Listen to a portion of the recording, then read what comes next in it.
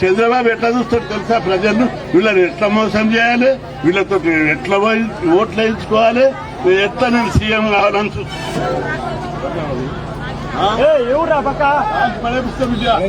తప్పని కాను.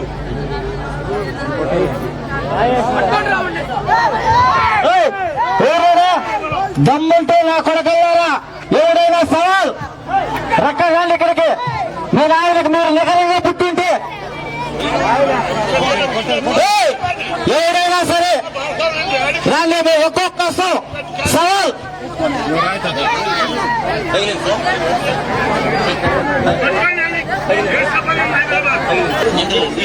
మన పేదల కోసం జగన్మోహన్ రెడ్డి చేస్తున్నట్టే ఎవడో దుర్మార్గుడు ఈ రాయితో కొట్టింది, నాకు ఈపులు వచ్చి తలిగింది. ఖబర్దార్, నేను అలా అలా తప్పలు వచ్చిన లీడర్ కాదు. నేను పేదల కోసం ముట్టి పేదలు చదువుకోవాలని పెట్టినా. నిజంగా ఎవరికైనా చిత్తశుద్ధి ఉంటే రాజకీయ నాయకులకు సవాల్ చేయి. మీ పార్టీ ఇండియాలో చెప్పుకోదగ్గ బీసీ నాయుడు కిషన్ అన్న మీద పైన పడాల్సింది మా ఇద్దరికి భుజం ఈపు మీద పడింది. ఇది పిరికోలు చేసే పని. పిరికోలు ఇదే పని చేస్తారు. జగన్ అన్న కూడా సంపాలని చూశారు. ఈ రోజు బీసీ నాయకుని కూడా తల బగల కొట్టాలని కసితో ఇతను వచ్చి బీసీలందరికీ కూడా న్యాయం జరిగింది. మన ఆంధ్రప్రదేశ్ లో బీసీలంతా హ్యాపీగా ఉన్నారు ఇంగ్లీష్ మీడియం అనే కాడికి వాళ్ళు ఎవరో తట్టుకోలేక ఈ రోజు రాయటం ఇది ధర్మం కాదు. ఇది చూస్తున్నారు ప్రజలంతా కూడా. అంటే మీ బీసీలు మాట్లాడకూడదా?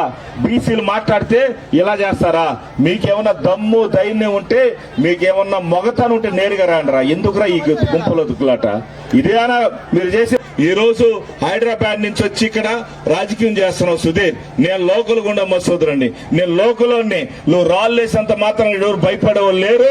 నువ్వు ఏం చేసినా నా కార్యకర్తలు కాదు, లీడర్ కాదు, ఎవరికి భయపడరు. సిఐ గారు ఆ పై నుంచి వచ్చింది సార్, ఒక్క చూడండి అటు సైడ్ నుంచి. సీరియస్ చూడండి సార్. ఆలోచించిన ప్రజలారా, వాళ్ళు ఏమన్నా పీఠం మీద గాని వస్తే వాళ్ళ గన్ కల్చర్ వస్తుంది.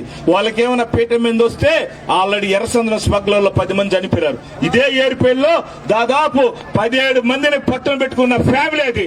మీకు ఈరోజు చెప్తా ఉండా, అటువంటి నాయకులు మళ్ళీ కల్చర్ చూడు. ఆడ 17 మంది చచ్చిపోయిన కృష్ణ మీద రాయిదాడి. కాబట్టి ఇటువంటి కల్చర్ ని ఇంకొకసారి మేము సహించాం. ఖబర్దారని చెప్తే